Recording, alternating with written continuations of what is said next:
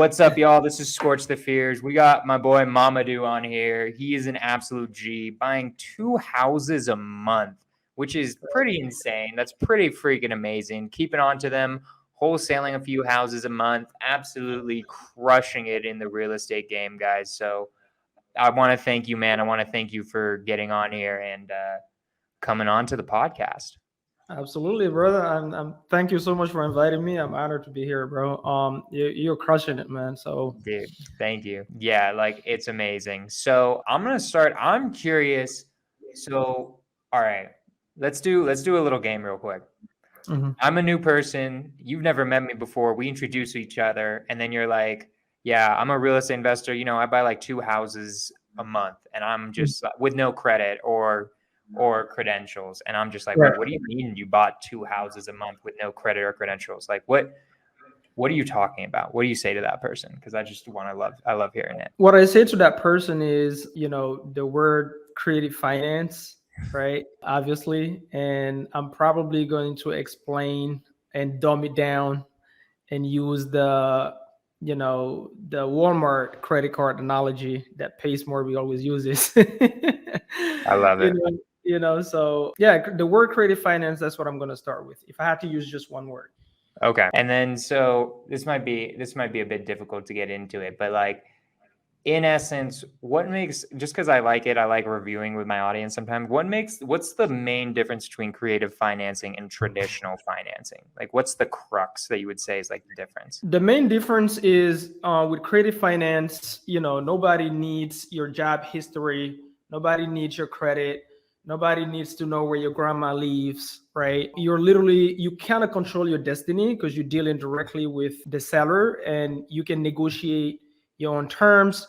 And it's whatever you guys negotiate, right? There is no appraisals involved. There is no walking into the bank and answering a bunch of questions on, files, nothing. So that's the main difference. And so you're also taking over loans sometimes that people have been paying off for over 10 to 12 years. So if you know anything about mortgages, the first 10 to 12 years, you're mostly paying interest, right? So if you buy a house right now where the seller, you buying it on subject to, meaning taking over their mortgage payments, and they have been paying that mortgage for 10, 12 years, they already paid most of that, interest down. And now all you're doing is to come in and you're paying mostly principal. So you're paying that thing down is like a huge. So that's mainly the difference, I would say. I love it. Awesome. Okay, so I'll actually just get into your story now. So, Mamadou, how'd you hear about real estate investing? Real estate investing. So, I had my 9 to 5. I was working in Belgium. I had a government job, and I always tried to do something outside of my 9 to 5. I always had the entrepreneur mindset. I always knew going into that 9 to 5, I'm not going to stay longer than 2 years. You grew up in Belgium? I didn't know you grew up in Belgium. Yeah, I grew up in Belgium. Cool. I was raised in a refugee camp in Belgium. That's where I grew up. And so, when I started this job, I started another business on the side, right? So it was like wrapping cars. I don't know if you know, like when you see these luxury cars with like colors you cannot really find at the dealership. We used to do that. Right. We started that side business with a friend of mine. That didn't work out. And then I was looking, one time I was on a lunch break at my office, and I wanted to get into the business of, renting wedding event halls and then like renting it out to, like, in my community, people like every single week is like weddings, birthdays, like they spend a lot of money into this. So I'm like, you know what, let me just find like a freaking, how do you call it, warehouse, and rent it out for events, right? And like, so I was looking for that, and I landed in a weird random video on YouTube. I clicked the link, and it was about this guy. He's from Baltimore. He's well known in Baltimore. I always forget this guy's name, but he's really well known. And he was in a wait, maybe I missed it. How'd you end up in America from Belgium? Yeah, that's the story I'm going to. Oh, okay, my bad. So while I was sitting there, I jumped, I landed on this accidentally on this video while I was looking for a warehouse, right, to start a new business. And he was talking about flipping papers, He was talking about flipping contracts, right? And he was explaining how he was in his mom's basement and he just made $800,000 just flipping paper. And I was like, what is this guy's talking about? Right? So now I'm in this rabbit hole of like, I need to know more. Right? So I listened to the whole interview, 45 minutes, but it didn't click yet. All I retained is that this guy's flipping. So he's going to properties, he's putting on the contract and he's flipping the document and he's making money. I'm like, what the hell? What are you talking about? Right? So I started watching more videos that day, that night. I went home and I started searching more. Then I landed on Max Maxwell. And Max Maxwell, like his first video just clicked. To me, that guy is like the pace. And so, bro, like after he was done with the explanation and I understood exactly what he was doing, because I did try to get into real estate in actually Belgium, but really over there, all you can really mostly do is to become an agent. Right now, I know it. Back then, I didn't even know what a realtor is. But like, I had a friend that was doing it, right? And so when I understood that, bro, I made the decision that day that in 6 months I'm quitting my job, coming back here in America and getting into real estate. So that's how my journey started. And I think I quit like 3 months later. Took one-way ticket, came here. 2 days later, started driving for dollars. Okay, so you just got a one-way ticket and then you like just came here? So are you a citizen of Belgium or you're not a citizen of the US? I'm a citizen in both. Okay, gotcha. Yeah, I'm a citizen. I've been coming here back and forth, but I never just, I was working there. Like my job, you cannot like work remotely. Gotcha. Okay. So I had to quit. There's no other way. So I decided 6 months, and then 3 months I was like, you know what, F it. What am I waiting for? So I kind of like asked them for a break. I said, hey, I'm gonna take a break. I'm gonna go to vacation and whatnot. And I came and I was like, nah, I'm not going back. So yeah. Dude, so like, I mean, that just takes like a lot of like courage, right? Like that's really freaking hard to go move from one country to another in order to start a business. You learn just on YouTube from Max Maxwell and you're like, screw it. This is it. I'm leaving. I'm not staying in Belgium. I don't want to be here. I don't really care. Like I'm going. Like, how were you afraid? Like, how did you deal with the fact that you're just like going balls to the walls and just saying, screw it. We're going for the fences. Like, how does one get to that point? Bro, I think to me, like, again, like I said, right, I've always been an entrepreneur at heart. I've always, with my 9 to 5, I always try to do something on the side. And I think I got that from my dad, because I've never seen my dad work. My dad has been an entrepreneur his whole life. And so for me, it was a tough decision, number one, because in my community, like if you have that kind of job, you don't quit, because status and title is everything. So it was like going against the grain. So the whole family was like, you crazy. There's no way you quit your job. You gotta go back, get back your job. Like, hell no, I'm doing this. But mind you, now that I think about it, I was sounding crazy because I'm telling them that I'm quitting my job, which to them is giving me security and whatnot. Well paid for Belgium is well paid. And so for them, it's like, you giving that up for something you found on YouTube? Right. It's like, I could tell they're like, what next? What are you going to try to be next? Astronaut? Like, what's going on with I mean, it sounds kind of crazy. Like from a non-real estate investor's perspective, they like, my parents were okay with it because like I was like just living with them in their basement and I was a bum doing nothing anyways. So they're like, okay, like, I mean, it's better than him doing nothing. Right. But that's crazy. You went like, did you think it was crazy? Like, what was going through your head? Or were you just like, nah, it's happening? Now that I think about it, it was really crazy. But you know what? Again, I told you, I grew up in a refugee camp. Like, I didn't grow up with my family, right? So me and my family, we have a very different type of mentality because of the way I grew up. I grew up with all kind of, communities and ethnicities and whatnot. So, and then I'm also a school dropout, right? Okay. So I don't overthink stuff. If I want to do something, I go ahead and do it. Right. That's how I work. So sometimes it's good, sometimes it's bad. Right. I'm also not I'm not afraid of risk. That's my personality. But like my brothers and so on is completely the opposite. Right. It's like, let's think about it, because before I decided to do that, Jonah, like my brothers, they've been trying to get into real estate for years. But their idea of real estate is, let's save money, and then start flipping. Hmm. And so they never got to it, right? Right, because that So takes when I forever. came here, right? So when I came here, they didn't know what my plan is. I came, I just told them I'm coming in vacation, right? And then I'm gonna go back. So when I came, I started doing Lyft. Oh wait, you just told him it was a vacation?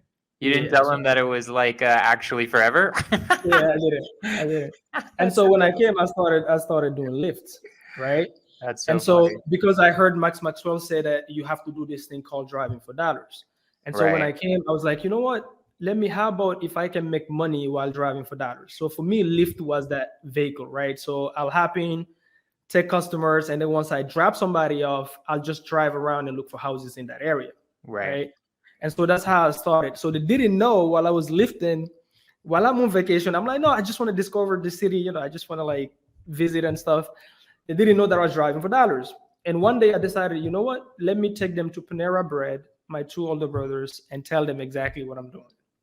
Hmm. And dude, I will never How forget long that ago day. was this? Like how long had you This been was doing that this until was in you told him? 2019. And how long had you been doing it beforehand before you started? I think it was one month. 1 month. Okay, so that's pretty Yeah. you told them pretty quickly. Yeah. Because I had to, right? Because remember, like vacation more than 1 month. Like what job? What Right. job do you have, dude? Right? So it was time to tell them. So I took them to Panera. We bought coffee and we sat down there. And then I started talking about, hey, do you guys do you remember like when you're driving sometimes on the road? Have you paid attention sometimes how you see these "We buy houses" signs? That's how I started Mhm. the story. And then I said, that's what I'm doing. That's what I'm gonna do.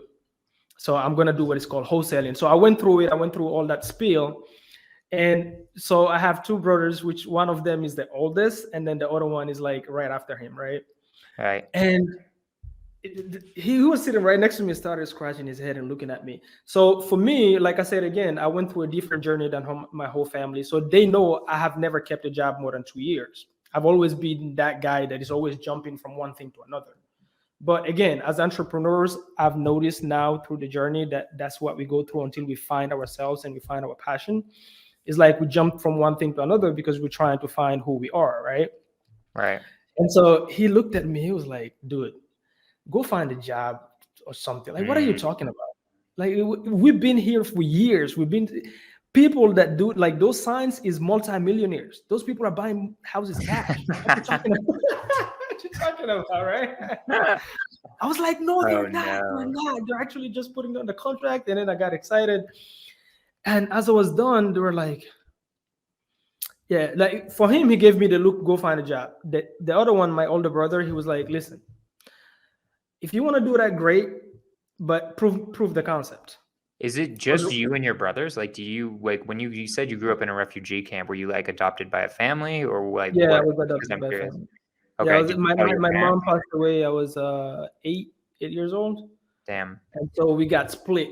So we got split. So for me, I was adopted. Yeah, I was adopted, and I grew up in a refugee camp by myself. Yeah.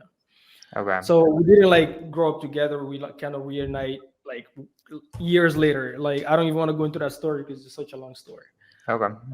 But yeah, I got adopted by um, a Belgian lady, basically. Okay, gotcha. But this is basically your family, right? That's what I'm trying to get at. Is like your Yeah, brothers are like family. your like Yeah, like they seem to be like the ones that you run past stuff by, like in the yes, same way that a lot of people run it past their parents. Like, yes. okay, just double So checking.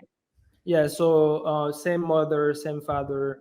In my culture, is like your older brothers. If your dad is absent and your mom is absent, they are your dad and mom. Like you, that's the level Okay, of interesting. respect, right?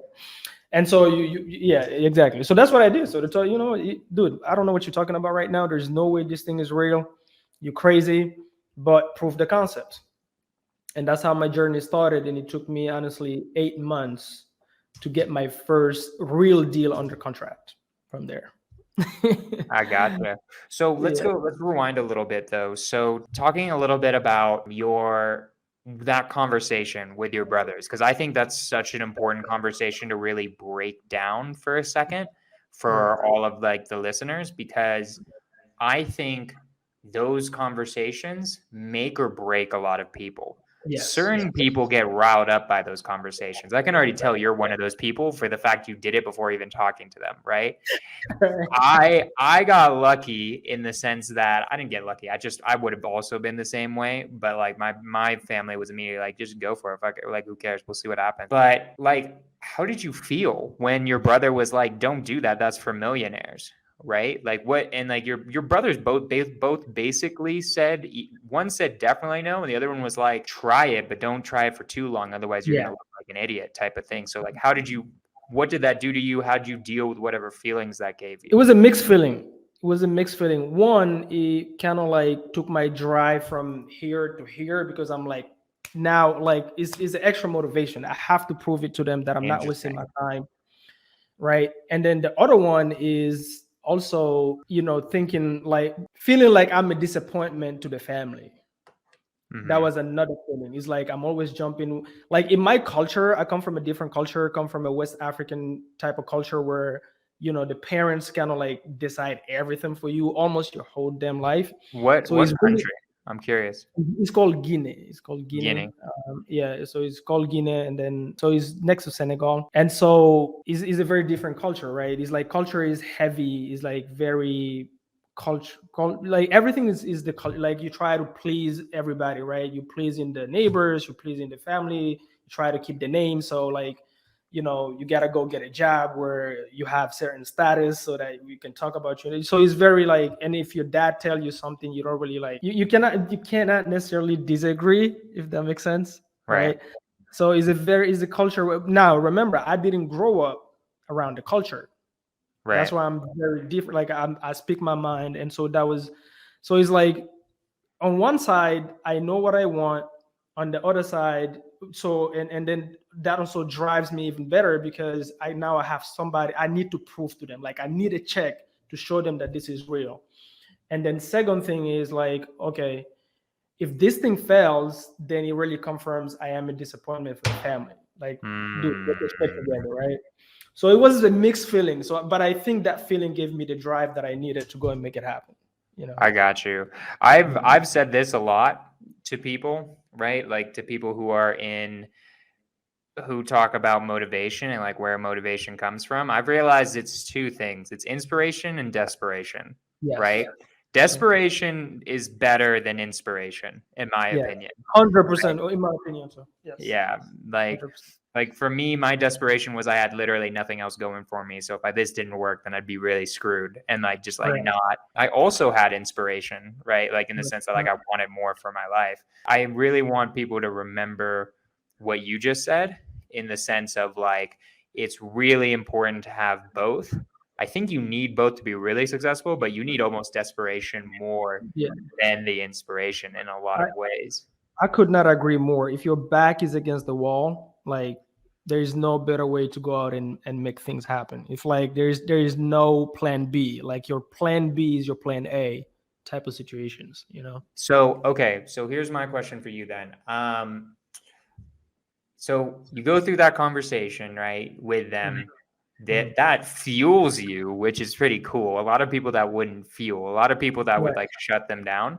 And then it took you 8 months to get a deal. How were your brothers like? Were your brothers saying to you anything during those 8 months, or like were they like being supportive, or were they just like you're being an idiot, or what? I think it's a mix of both. So here's the thing: they realized one thing after I think 3 months, that I was super, super serious about this, because that's all I was talking about. I was locked in. When I say locked in, is locked in. I'm studying.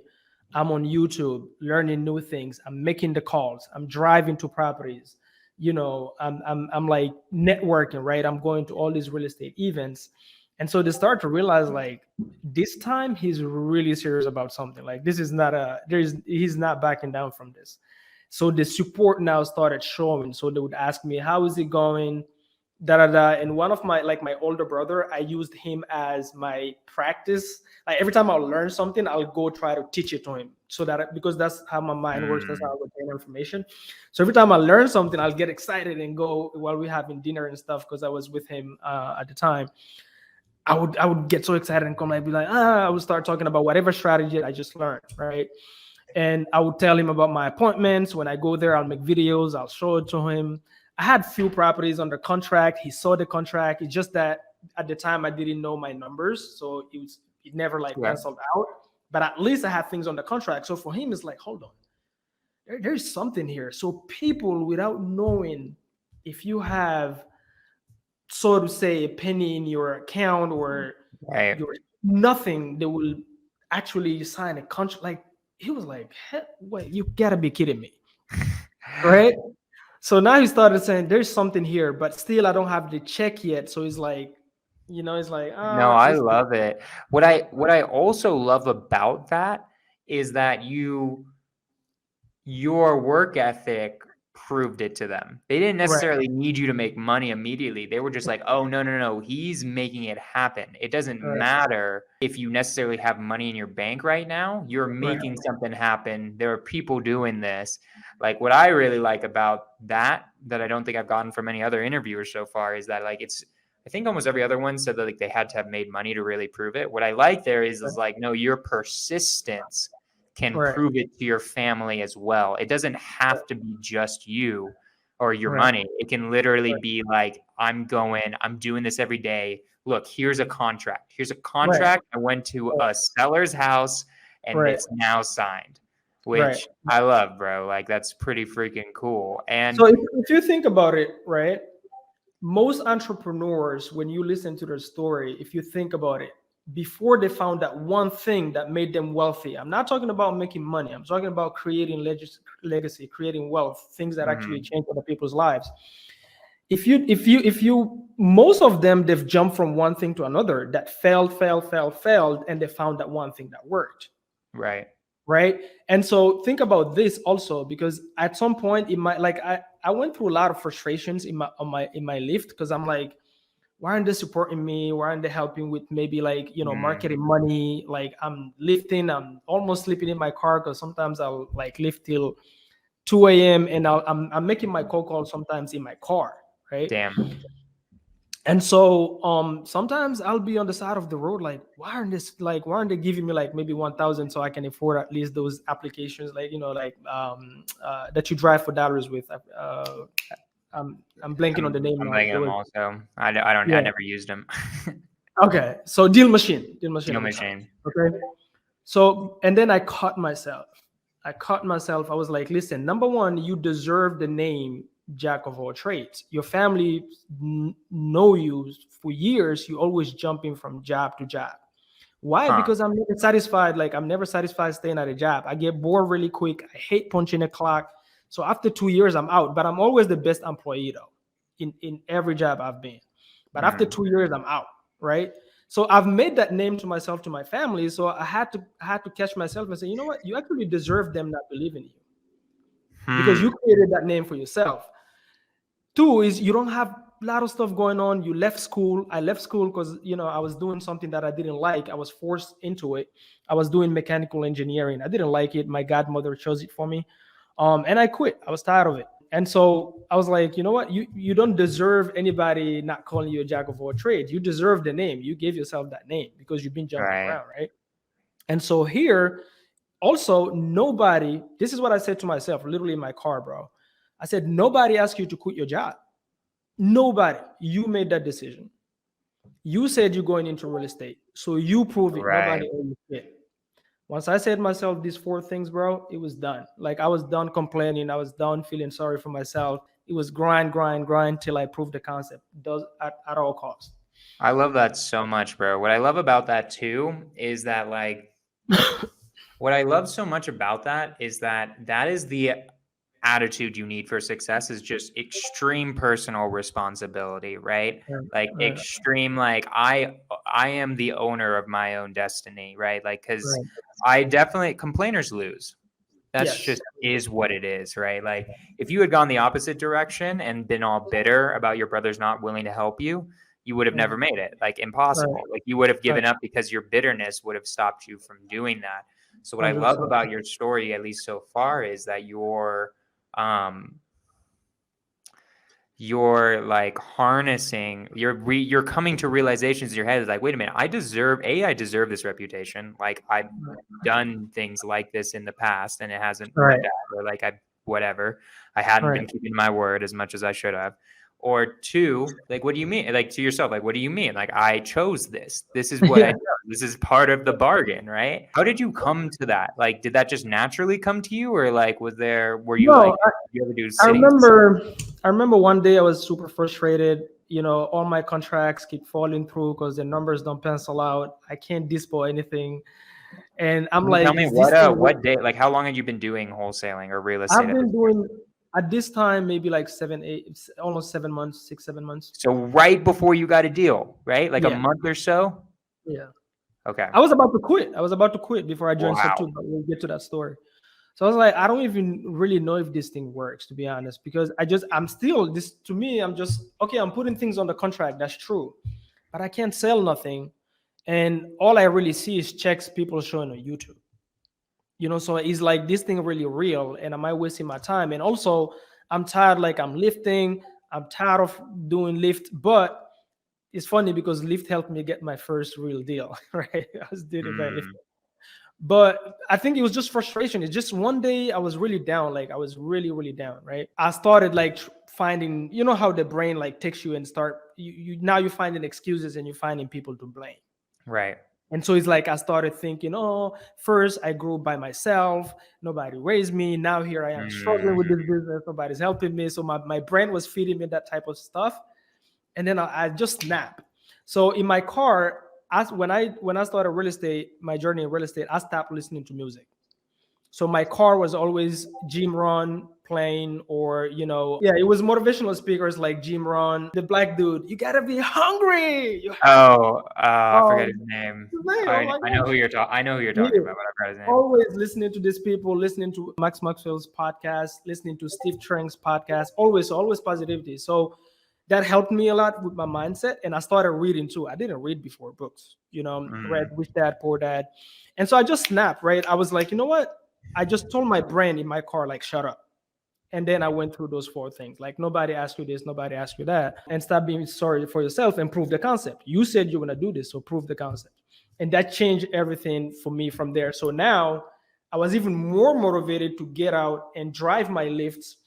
And I made it a point to, if you get in my car as a lift passenger, you will know before you get out of my car, you will know I am in real estate. And I will ask you if you know anybody in mm. this area looking to sell. And that's how I got my first real deal. And you decided that at that moment, right? Right.